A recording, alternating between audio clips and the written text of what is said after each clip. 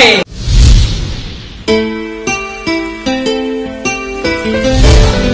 Hey, mamae.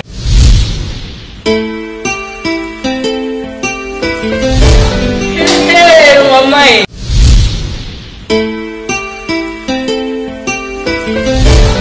Bienvenue sur Rachidi News TV, mesdames et messieurs. Bonjour, bonsoir. Ça dépend de l'ère au Bokolan de la Bisso. Merci beaucoup pour la confiance, fidélité. C'est moi, votre humble servante, Rachel Gikonji, la perle rare de la presse, la baleine de la presse congolaise. Nabi, merci Ebele. Boza Ebele tellement dans le monde. Bolanda Kabiso, Dibosa Betando Nabiso. Merci, merci, merci Ebele. Bozali na France, na Belgique, na Canada, aux États-Unis. Vous êtes tellement nombreux au Bolanda Rachidi News TV. Merci beaucoup. Et je dis merci à abonné na biso ba oyo bananu namba s'abonner te bo s'abonner massivement sur Rachidi News TV, bo partager l'émission, bo liker, bo commenter, surtout ça nous fera énormément du bien. Je dis merci na ba partenaire là, je vois un partenaire privé Serge Koussanika depuis Bundes. Je dis merci à Maman Ange, Maman Anne Badibanga depuis Colonne. Je dis merci à la famille Koussanika, merci à Adolphe Koussanika, Bobo Bongo, merci beaucoup, vous êtes tellement nombreux. Bananyos Balobi, Bananyos Bundes, merci pour notre soutien à Bino, merci beaucoup. Bananyos France, Bananyos Belgique, vous êtes tellement nombreux. Et le lot Nazalinga Imokote, Ndenge Balobaka, Rachidi News, innovation sur innovation. Nous sommes là avec un initiateur, il y a festival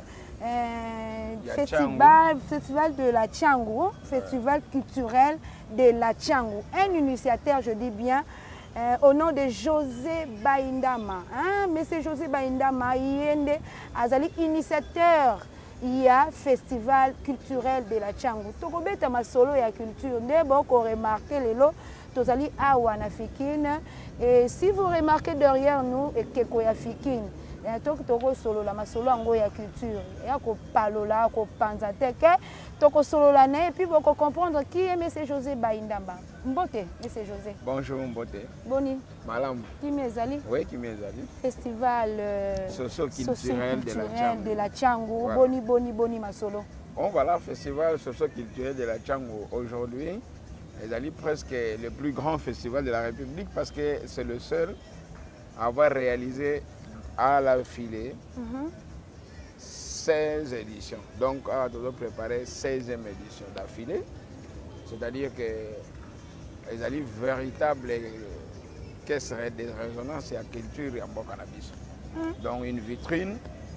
Nous avons des artistes belés, c'est confirmé à travers le festival. Voilà. Nous avons des belés, nous avons marché, nous avons sponsoring, sponsor à partir de la participation à le festival. Nous avons des balais belés. Nous avons une invitation à Expo universelle à Shanghai. Grâce à l'édition de ça là. Le CEO manager, il y a groupe Heineken. Et Razu fonctionne parce qu'il y a le directeur de marketing et commercial participant au festival. Et là, qui se filme. Il y a des activités où il y a participé, où il y a fier dans la carrière. À la grande surprise, et puis il y a des parce qu'il y a des fier à diffuser en première et en primaire image, il y a festival socio-culturel de la Tchangou. De la Tchangou. À moins de je dis 1h30, il y a 630 000 vies. Voilà, c'est-à-dire que Namboka na biso tozana qualité belé mais ma défaut minene. Défaut na biso ezali que biloko ezosala epai na biso tosala la promotion na ngote.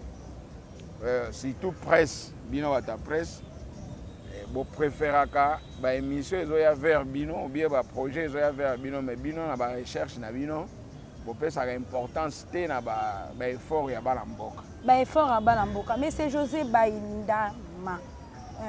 Toyeba parce que ebele ba kolanda biso lelo yo na kati ya chaîne na biso Rachidi News TV baebi monsieur José Baindambate olobi bien awa na bandelo zali initiateur et puis initiateur ya eloko oyo ezali culture ya mboka na biso iko valoriser yango batu balingi bayeba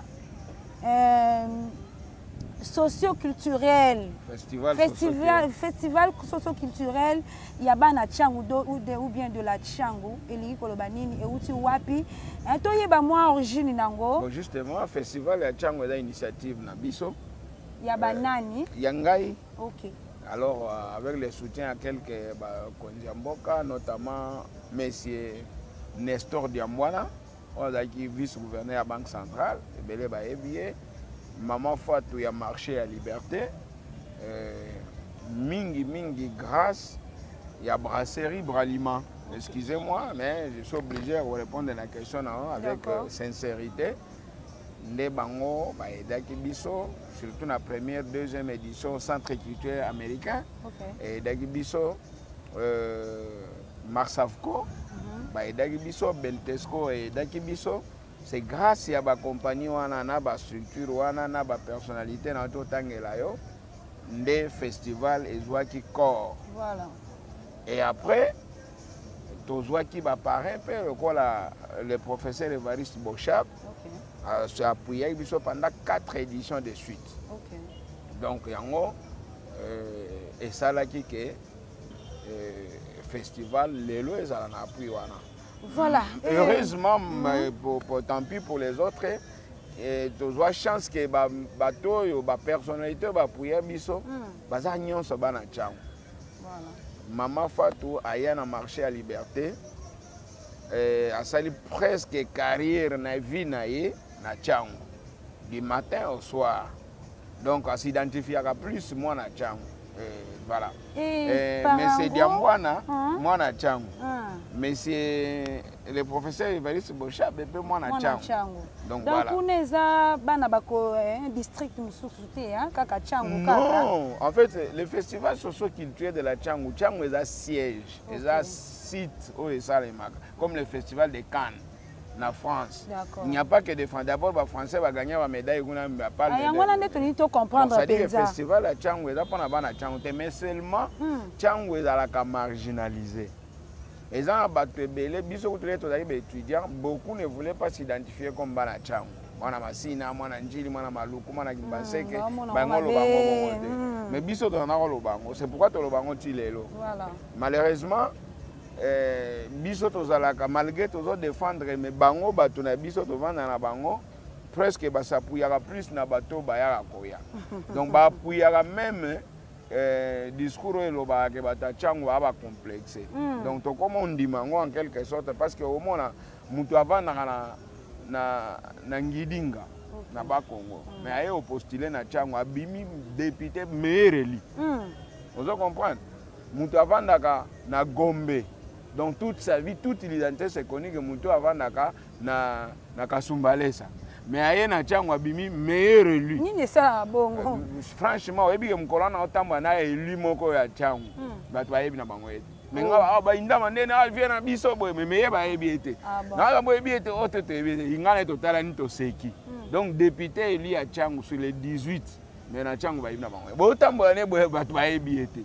C'est un mystère ya élection mboka na biso yango esalaka ke biso tozala bongo mais tozala marche piété le district de Tchangu pour voir Kinshasa en tout besoin donc les besoins vitaux c'est-à-dire l'école est bien à Congo c'est-à-dire l'école secondaire est bien il y a trop bien ezala na Tchangu ba lauréat ebele ya mboko babima na Tchangu ba modèle tout webige.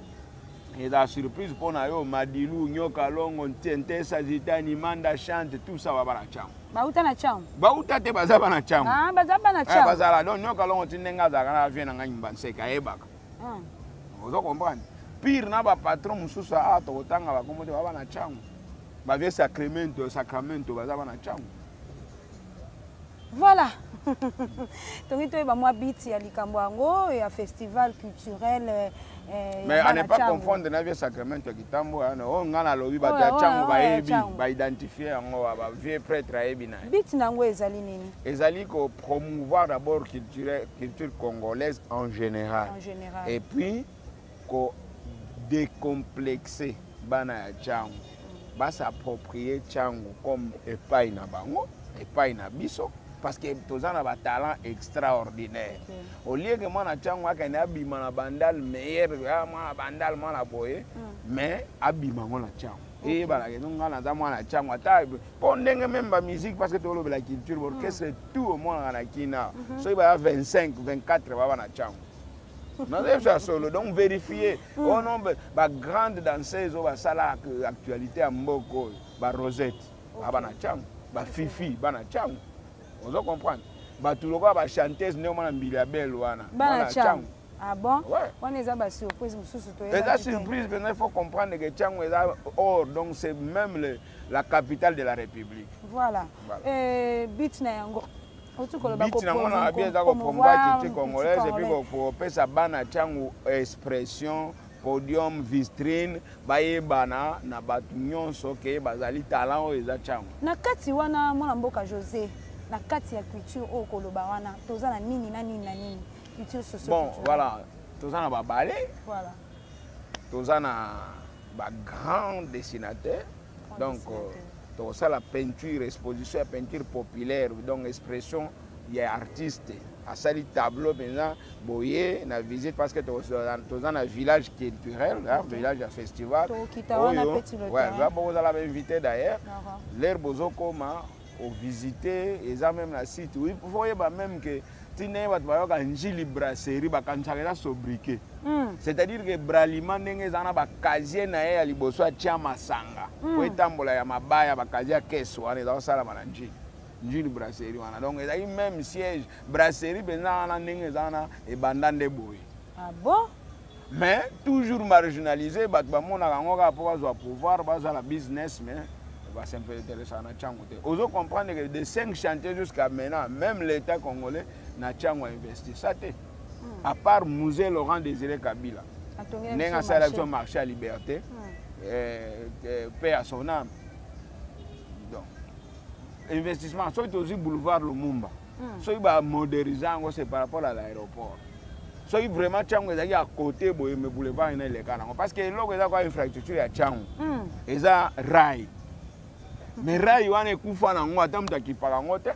Net baso transco baso de moutons nyonso soki ba check économie ya so de moutons na rail ba bongisi ka rail wana oyebi combien de bateaux ba yaka suna nzela te l'air biso za wana ozana petro Congo binozo mona ke train kolango ya kite mais faut mona population bima kuna po ya ba transport na nzela mais les population wana on va faire maintenant plus de 10 ans ils aura sous train wana te ce sont ba conséquences tout le monde na nzela ba te belé.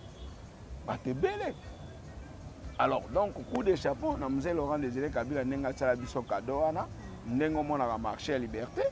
Et alliés locaux, nous avons protéger parce que ils ont valeur, ils ont identité, ils ont seul investissement public à l'État.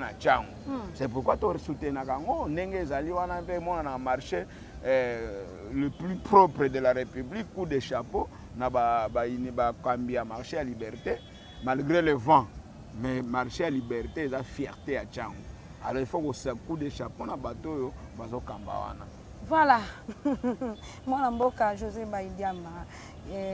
T'es bien que oko. Oh bon, comme la ma Baindama. Baindama. O Tchang ndenge belé mais José Baindama yangwana.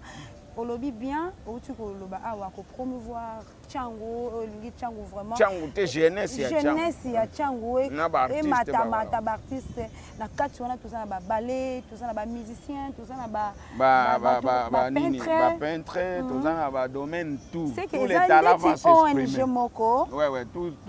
Les ONG. Vous avez un centre là. Oui, nous avons le centre d'études et de réflexion pour le développement de la Tchango. D'accord. Qui est l'initiateur et organisateur. C'est-à-dire que nous avons une personne physique et une morale. Parce que tu peux adresse pour déjà. Oui, en Apocalypse 22, juste encore exemple, moi la Tchango. Apocalypse 22, tous les moyens qu'il a. Vous savez qu'il habite aussi la Gombe. Mais akokai kotonga penda kuana na Gombe mais par amour ya Tchango pona olakisa batu ke parce que ngana la tanga na IEC ba master na ngaba de sanga ayoza kana changu mboka ezanga étage mais auto za étage te mais moi na changu parce que pas étudiant IEC à répondre bango na explication na comparer ngona oya bango ya Apocalypse 22 na comparer ngona côté kuna nzimwaka.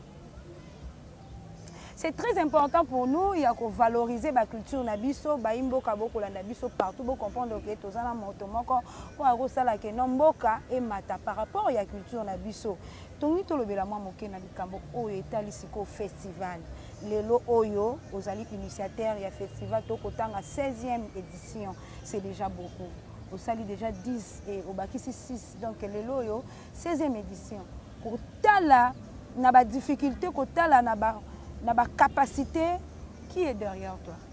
C'est toi, c'est la presse, c'est moi-même, c'est les idées, c'est Banachang. Derrière moi, il n'y a personne. Il n'y a personne. Et que quoi faire, c'est Malangaï. Donc derrière moi, il y a la volonté de tous. Il y a l'appui à Banachang d'ailleurs par rapport à cela. Et il y a des sponsors, on a des personnalités, on va aider Bisso pour cela, pour que tu réalises avec beaucoup de réussite.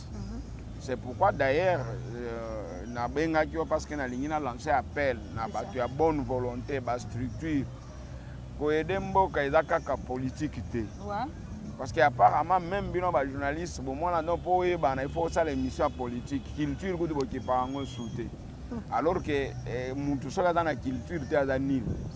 Alors, biso culture qui part en soutien.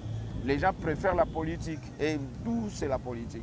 Mais la politique c'est comme dans le Wenge. Oh. Oui, politique c'est comme dans le Wenge parce que politicien tu fais le ça et là ouais ça le BJB ça la pas ébana. Donc c'est pas ngana mona politicien ça ngana dans le podium pour ba yeba que ya za zo forcer ba bois ka eba lo ba ébana. C'est ça. Mais aux exemples voilà un vrai citoyen comme Matata Ponyo. Ba bois ka avec un artiste, avec tout le respect que je te dois, c'est parce qu'un homme politique doit être un homme d'exemple. C'est un exemple pour tous. Quand on sait que mon ne pas boire cahier, il faut les alaboyer. Et que boire cango, va boire cango na nengue à bongo, va boire caboyer. Et puis cette image est bien comme et c'est amabé. Alors un homme, donc jamais il y a des tanga cour, il y a par exemple le engo tanga commoné, donc il a fini. C'est encore envoyé au école. Donc ça veut dire que il faut qu'on se respecte. On n'a pas été dédicacer mais on peut peut-être dédicacer l'œuvre que la personne. Donc, Moussala bien, c'est lié à l'œuvre. Mais au bois qui n'a pas de solar, mais il sans au bois qu'elle y était. Donc, c'est ce qui fait défaut. Donc, Bisso, tu as besoin de bonne volonté. Bapesa Bisso, Maboko, Basunga Bisso, pour la Tchang. Tu as bien élu à Tchang. Tu as 18. C'est 18 plus, si ma mémoire est bonne, une dizaine ou 15 députés provinciaux. C'est déjà beaucoup pour que tout ça, là, tout abandonné. Voilà. À part Laurent Désiré Kabila, les restes, il y a des constituants qui parlent de Tchangouté. Le président de la République a s'enrôlé dans Tchangou.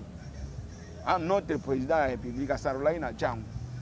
Tout le monde a attendu la province pour remercier Tchangou. Ayate. Souci Nabino. Non, s'il te plaît, Ayate, ce n'est pas que je suis mécontent de cela. Okay. Je sais que dans l'agenda très chargé, et cause à la surprise, mais tout c'est yango. Ok. Baba Tchangou, tout c'est yango. Fachi penda président Nabiso Aya pena terre. Tu as invité pena festival à Salibiso honneur. Aye penda na Tchangou Kiti.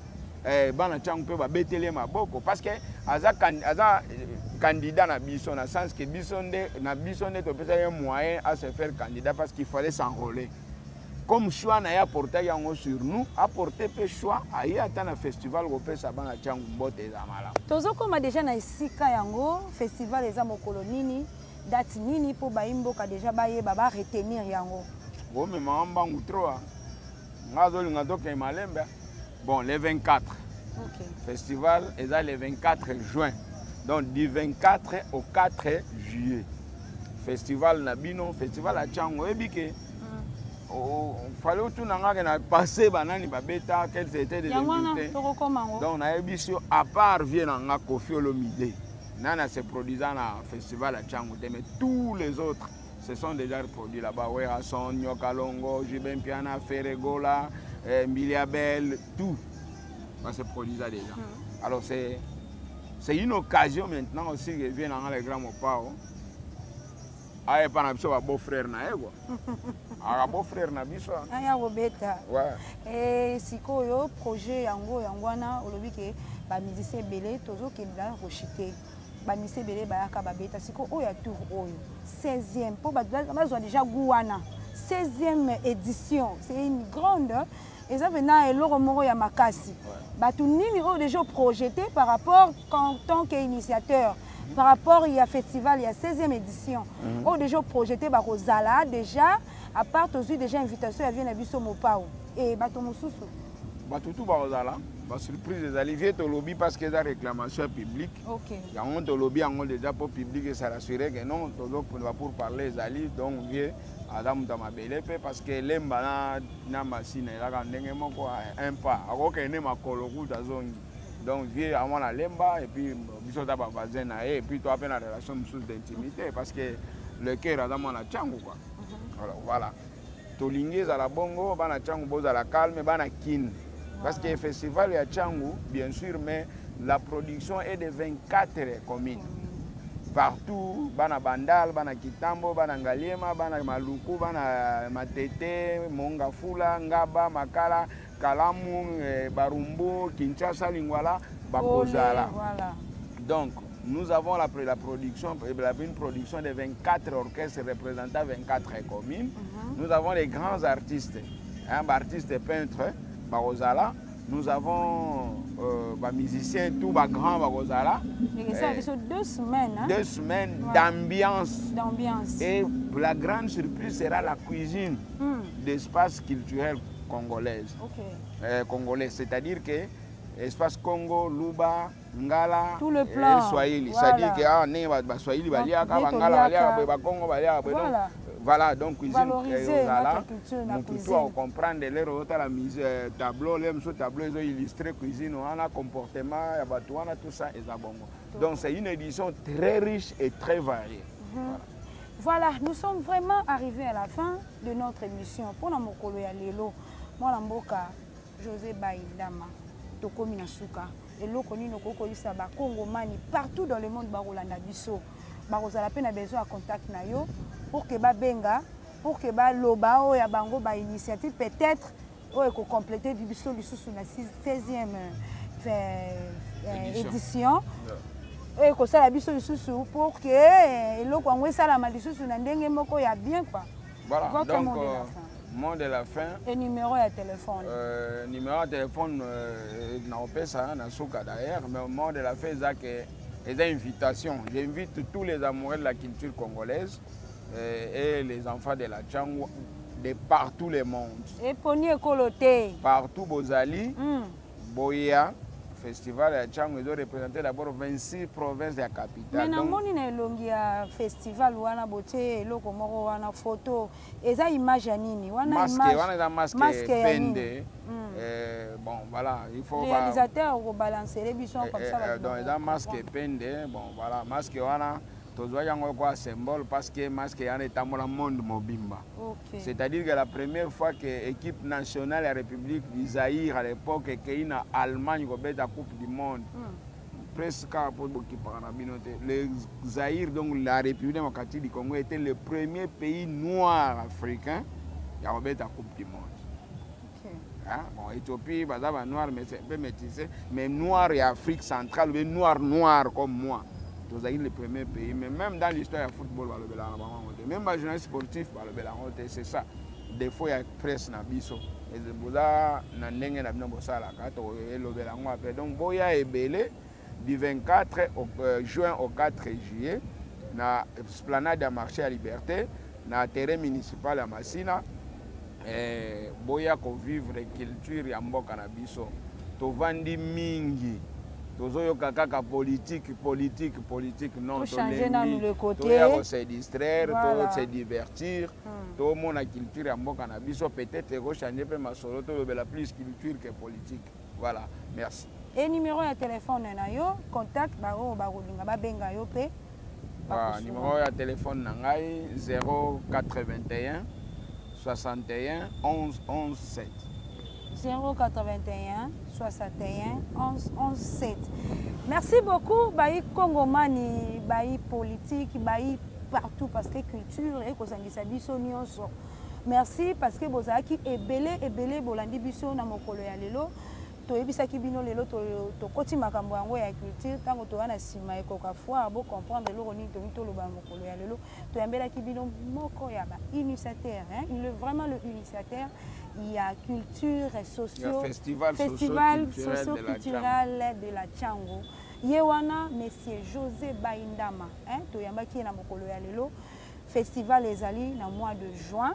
Bo comprendre ngo bo kangango malamu mois de juin 24 au 8 hein? Au 4 juillet, du 24 juin au 4 juillet. 24 juin au 24 juillet. Au 4 juillet. Au 4 juillet. Voilà. Donc ça la 2 semaines na festival wana. Équipe na biso il y a Rachidi News bokolandango vraiment intégralité. Et kozala wana bokozala ya kosepela. Et merci, boza vraiment ebele, boza toujours contacté, boza toujours connecté na kati ya Rachidi. On aura encore une émission, voilà. Pour que tout le belango lisusu bayi Congomani bako comprendre ngo. Si to kokoma na juin, malgré nenge to lobi mais tout va se passer au strict respect, il y a geste barrière. C'est ça. Dans to yebi yango geste barrière bokozanga yango te et kozala malamu mingi. Vraiment, vous êtes tellement nombreux na lingi bino mingi na mokolo ya lelo. C'était moi votre humble servante Rachel Gikanji, la perle rare de la presse, la baleine de la presse congolaise. Na pesi bino nyonso ba mbote longonya na bino pona mokolo ya lelo tosuki awa. Bye. Merci. Hey, mama.